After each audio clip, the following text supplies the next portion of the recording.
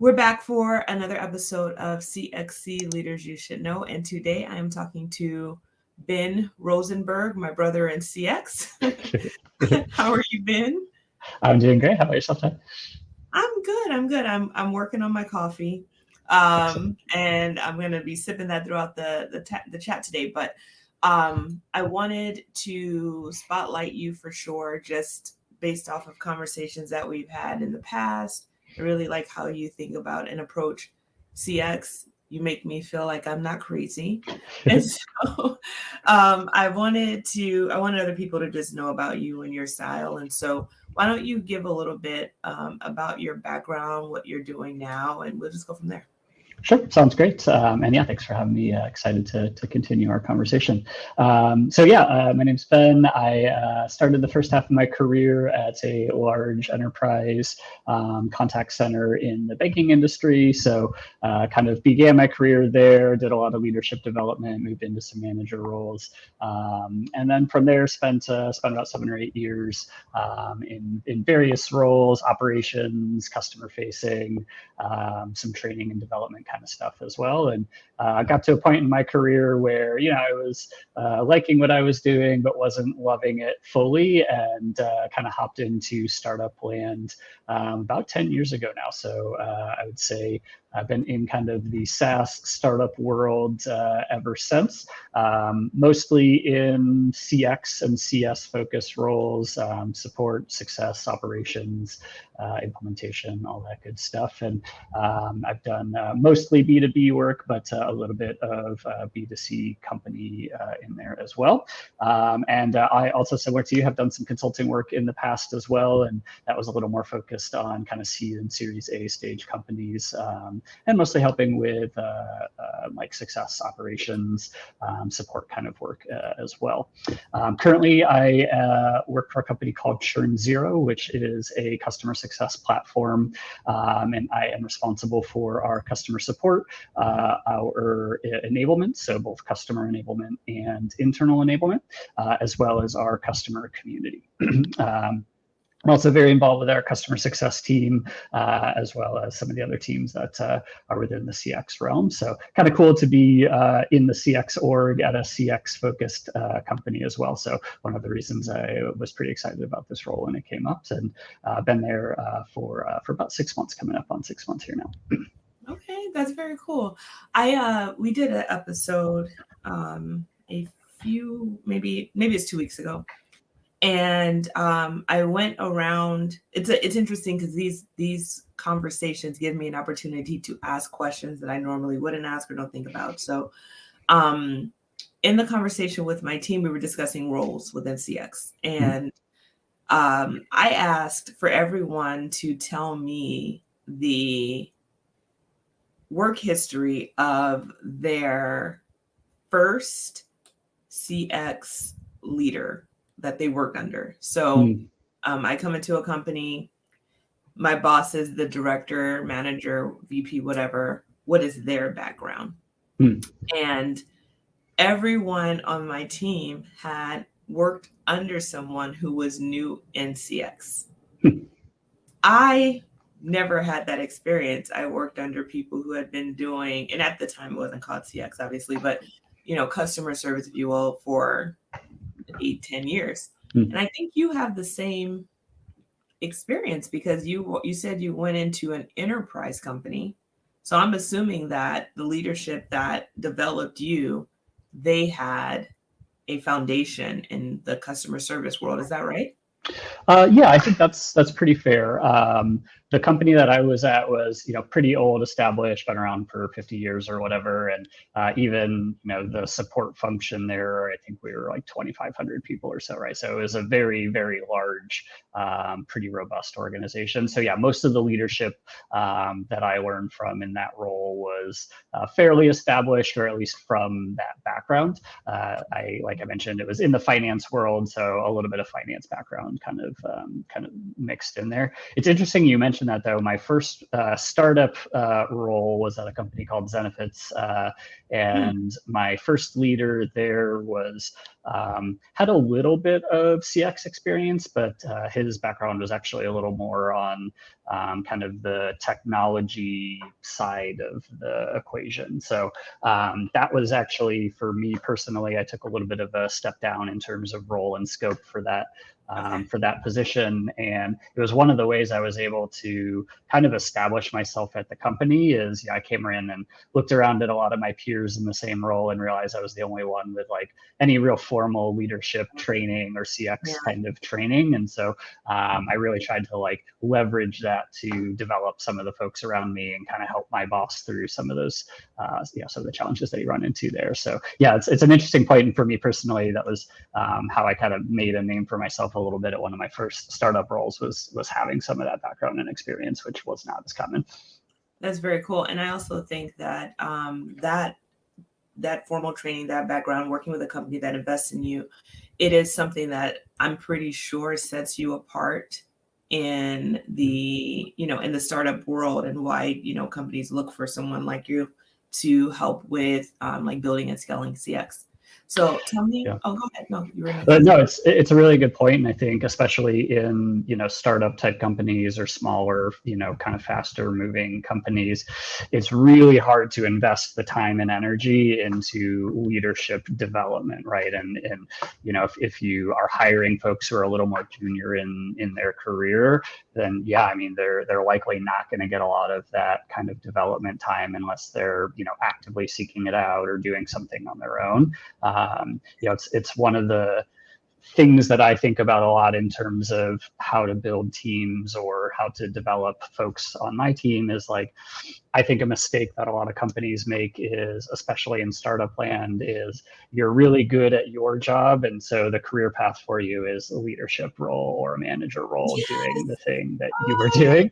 And it's such a fundamental mistake in my mind, right? Because they are very, very different skill sets, right? Like to be a leader or to manage a team is a thing that you really, and this is what else I do, you learn over time. It's different skills that you need to learn, and a good technical ability to answer questions or handle some complicated thing. Like, yes, that might be useful for you as a leader, but it is not how you become a successful leader, right? And so it kind of speaks to that as well. And I think that's, by the time I usually come in to my more formal roles are typically in the kind of Series C, Series D, maybe 3 to 5+ years down the line. This is often what I see, which is a lot of leaders who are just kind of in this position because they were the technical expert and have not really had that investment from a development perspective, or have only seen leaders in the past who were similarly ill-equipped for the role that they were in. And so that's one of the first things I like to focus on, is like really trying to develop the leadership team. I wonder where you were when I was at so many places. I mean, like, I feel like you and I would work well together, because my opportunity is, and I have formal training as a leader. I have an MBA in organizational leadership, but I don't like managing people. It is just not my forte. Can I do it? Sure. Am I good at it? I mean, ask people who reported to me. I don't know what they're going to say. It's just not my thing. But it is important. You called out something that I think I would like to just kind of discuss a little bit more around startups, right? Yeah. So I worked for a startup many years ago, fast growing startup. They're still a big deal now, which is great. However, they were growing so fast that and they used their growth as a tool to recruit people in. So, we're growing, like, you can grow with us, you can grow with us. But the reality was that the company had outgrown many. So there was no grow with us. We had outgrown many of the people that were there, and it was happening faster and faster every day. So it changed my perception from startups being a place where you can go to grow with the company, to saying, yeah, if it is a startup that is pretty steady and they're growing at a decent rate, you can potentially grow with them. But if you're going to join a startup that is on a rocket ship, you have to come in with the experience, because they don't have time to develop you for the next thing. As someone who I feel has, similar background, expertise, experience, also the person who comes in to mature CX teams. What do you think about that? Yeah, I think that's a really great perspective, and I totally agree. I think one of the general themes that I see a lot is kind of what you articulated in maybe a little different way, which is like the things that got the company from zero to wherever they are at that point worked and probably were the best option at the time, given the resources and whatever other things were happening. But when you try to then start to expect different things or prepare for scale or go back and address some of the things that have been a challenge, maybe in the CX or in product or whatever, like I think the friction that you start to feel at that point is like, we don't really have the right people or procedures or process in place to get there. And sometimes it's like we're going to force it and try, and then that starts to expose some of the gaps or the deficiencies or the challenges in a more significant way. Or I think that's sometimes where companies will start to look for, okay, do we need to bring in a layer of leadership that didn't exist, or someone who's been in a similar industry or scaled companies from a certain size to where we want to try to get to. And yeah, I think to your point, startups, look, I am a benefit and an output of this as well. Like they are a great opportunity for you to really like accelerate that growth and probably be in situations or positions that are, you're not maybe fully equipped for, or maybe doing work that's a couple levels above where you might be in a more traditional or a larger company. And those are all really positive things. But to your point, I felt this way when I was younger and earlier on in my career, like, yeah, you're like, oh yeah, like, experience is really not as important, or, like, I know how this thing works better than this person, they're just like some, person up there in their ivory tower or whatever. But, as you start to like gain some of that experience and perspective, it really does reframe how important some of that stuff is, right? Like having seen similar issues and circumstances teams are having, there's really no better way to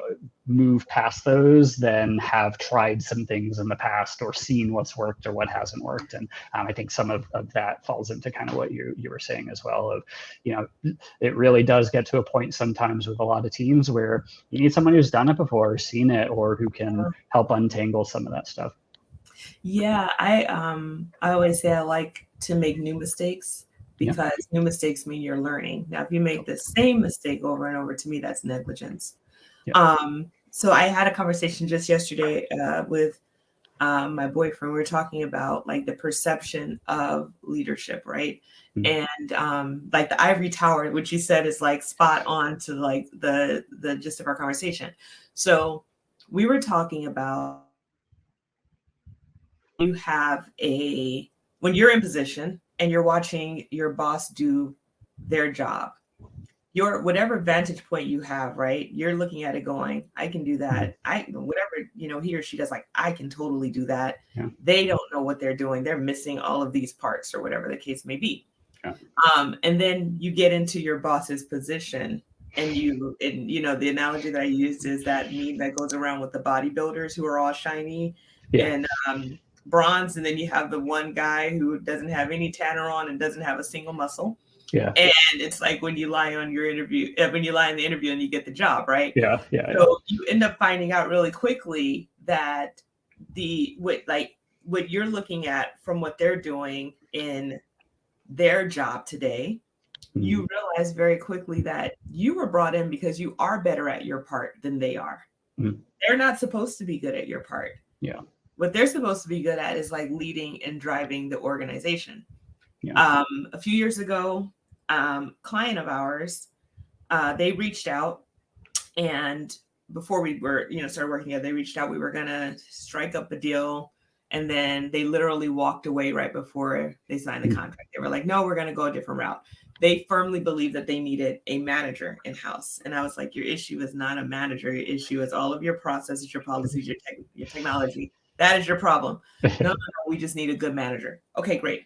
So they decide to bring on someone who, ironically, I had worked with before. And they asked my opinion. And I said, that person's not ready to deliver what you need. Mm-hmm. But, you know, if that's what you want to do, you should do it. Okay, they hire the person. Yeah. And then they call me back 2 months later because things were in shambles. Okay, sure. So now we get the contract. And I said, you know, what's interesting though is that that person I know would watch me work and think I can do that until they got the opportunity to do that. Yeah. Have you ever been in that situation on either side? Because I've been in the situation where I watched my boss and thought like I can do it, and then got that role and was like, holy cow. Has that happened to you?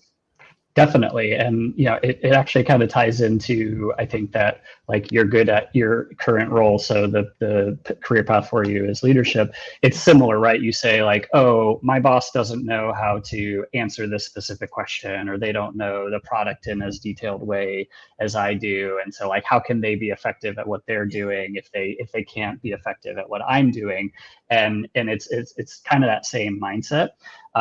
It's hard too, because for me, the leaders I've always appreciated through my career have that understanding of like what's happening on the front lines and can speak to some of those challenges. So that aspect is something I absolutely try to maintain regardless of my role, right? Like I want to make sure I understand what the challenges of my team are and at least have enough context and understanding to speak about it the right way across the company or to do the things that I need to do in my role.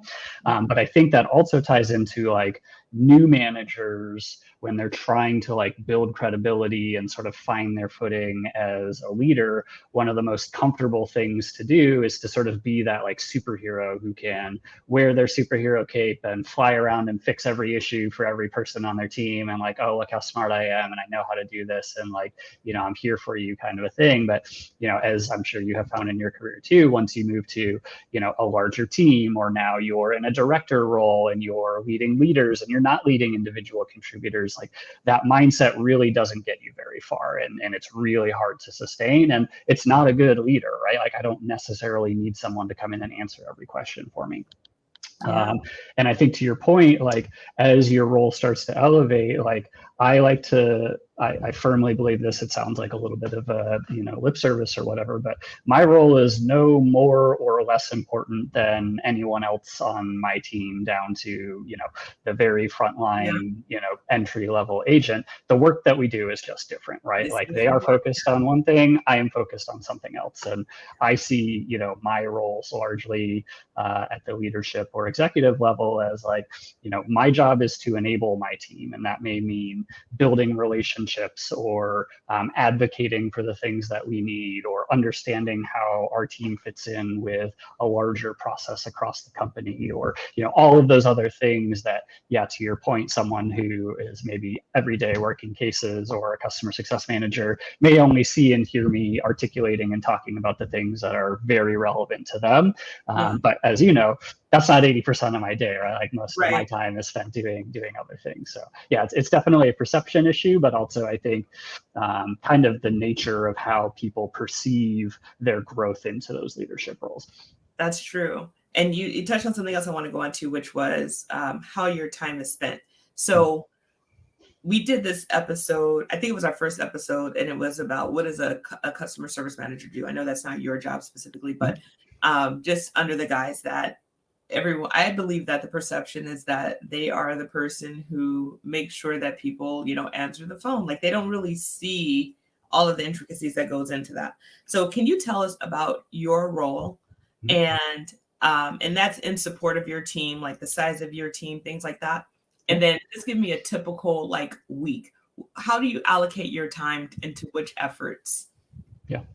Yeah, so my role here is a little more narrow in scope than some of my roles in past, which has been a little bit nice and kind of interesting to get back into some of the things that have been a less, you know, maybe a less significant portion of my time.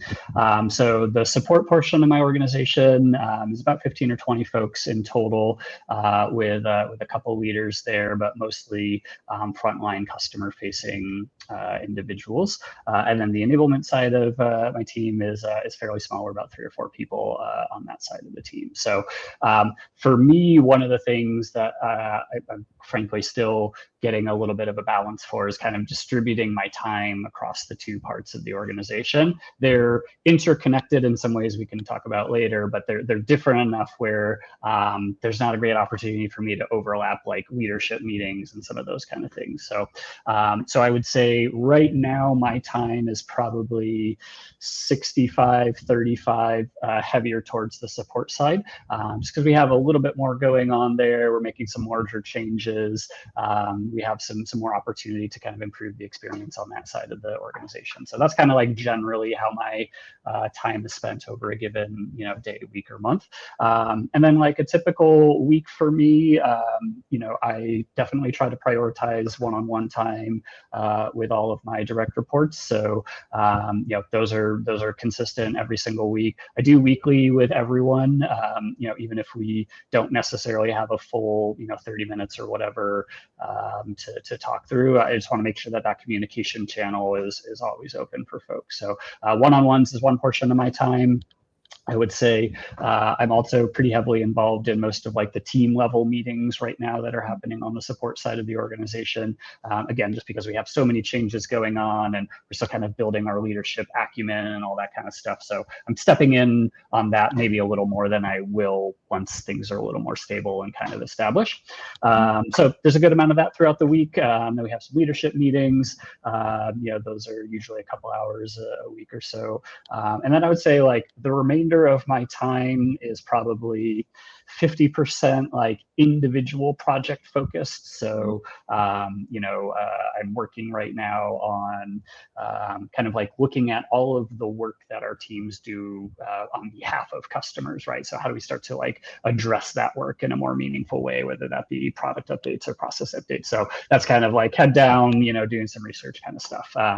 We are building some better data and reporting practices in our Zendesk instance. So I'm kind of the de facto Zendesk admin right now. So I'm doing a lot of time on that kind of stuff. So that's probably like half of my free time is usually that type of work. And then I would say the other half is really something I mentioned at the beginning, which is like communication, channel building, understanding what's going on in other parts of the company, talking and understanding what other leaders are struggling with, how our teams are interacting. So say the rest of my week is usually filled in with formal or informal conversations kind of in that general theme of, communicating and advocating is probably how I would bucket that.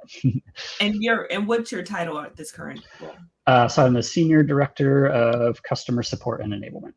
Okay, so I love how you broke down what your day and week looks like, because there's this, because the role that you're in is truly, it's what a senior director does. I always think about the way that tell me if you disagree, because I feel like, again, you and I are aligned experience-wise. So, a support person whose day-to-day role is to engage with customers, that is their job. Their job is to create a good experience and to provide the business with insights on what customers are saying, right? So communication channel has to be there. A lead's job, if you have a traditional lead or senior agent, is there as the, point of escalation, or like a support person of how do I, when should I, this scenario doesn't fit our norm, what do I do? Okay.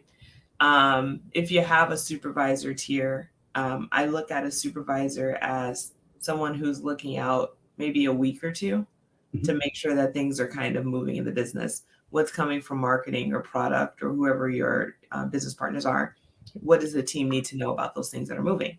And then a manager to me is looking out a month to a quarter or so. And they're responsible for, any information that's coming across that has to move. Managers are not always involved in the day-to-day. That's what a supervisor really is supposed to do. Supervisor more so doing one-on-ones with their direct reports, things like that. But the director, I think, is looking out further. What does the next year look like? What are people saying at a different elevation level? Not because I'm not a big hierarchy person, but a different elevation level where they're saying like, here's what customers are saying, here's what we're doing. These are the things we need to change to make that right. And then getting that information to the managers, who are then, developing the ways that they're going to introduce to the team, so forth and so on. But one thing I noticed that you did not say, which I think is a perception or also a misconception of what a director, senior director does. You didn't say, I'm listening to calls specifically. You didn't say, I'm reading emails. What you said is, I am, I'm building the communication. I'm looking for what our customers want, and I'm establishing and putting that in place. And I think it's important that people understand what it means to have these titles, because sometimes you'll give a person, I forgot the term you used, but basically, someone who's been really good in the business, and they're like, okay, now you're going to be the new director of customer experience, and this person's been working for maybe 2 years. Yeah. Okay. Then they leave that company, and that's on their resume, and they go to the next place, and they're like, okay, so how are you going to approach this problem? They're like, I've never seen it. So I think title inflation is a real career killer. Yeah, totally. And I love that it's straight from someone who is doing that job today, where people can hear, what does it really mean to be at a senior director level? Yeah. And why? Yeah, I would say I have a pretty similar outlook in terms of like the roles and the focus. The couple of things that I have maybe a slightly different perspective on. For support, I view like manager, and to some extent even like a director level role, is really heavily coaching focused, right? So I have a similar like, team lead, they're kind of that first point of contact. How do I, where do I, I'm stuck on this case, I need some help. In our org, what we're moving towards is the team lead reports to the support manager. And what we're kind of building right now is the team lead is really that like day-to-day tactical coaching guidance. The manager is also heavily focused on coaching, but they're doing a little more high level. So kind of like QA review, overall trends, like what are the competencies that I need to help you grow in so that you can be more successful in the role. And I would say that even like at the director level, in a more typical or maybe a little larger team, like their primary focus to me is like helping those managers be good coaches and good leaders. So there's still a really heavy aspect of that coaching and development on the support side of the team. But I do think that that director sort of level is really the first one where I would expect folks to start to think about strategy and, like you said, kind of that quarterly or 6 month out focus and outlook.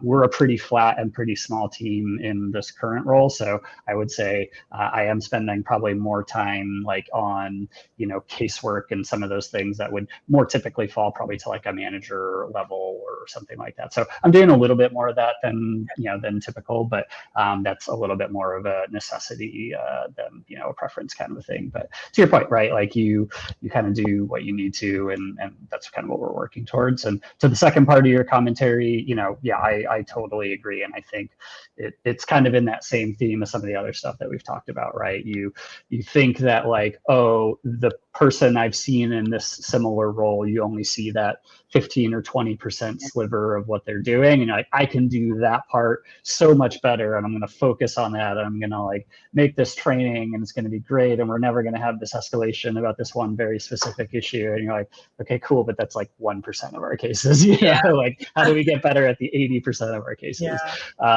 So I think that's really common. And kind of back to startup world and the acceleration, sometimes you are sort of foisted into a role like that because you probably are the best option or the most easy kind of fix for whatever the issue that's happening at the organization level is. And sometimes I've been in positions to have to move people into something that they probably aren't ready for out of necessity. And there's always a little bit of trade-off there too when things are moving fast, and you may not have the luxury or the budget to go hire someone with experience or hire anybody at all, kind of a thing too. So there's always a little bit of a balance and trade-off there.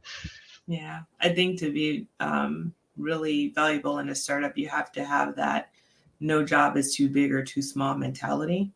I know yesterday I did a chat on Zendesk's community, and I was originally supposed to do it at 10 a.m. But my PM, she ended up having to fly out, so I had to do a client call. And I told them, I'm sorry, I'm going to be late because I have to take care of the client first, right? And that's I think that the mentality of like, it doesn't matter within this team. I don't care what your role is. Like, we do what we need to do for the success of our clients, right? So in any small company, team, startup, whatever, you have to make sure that you're willing to switch that hat and there's no ego, because the ego is it's gonna hurt you.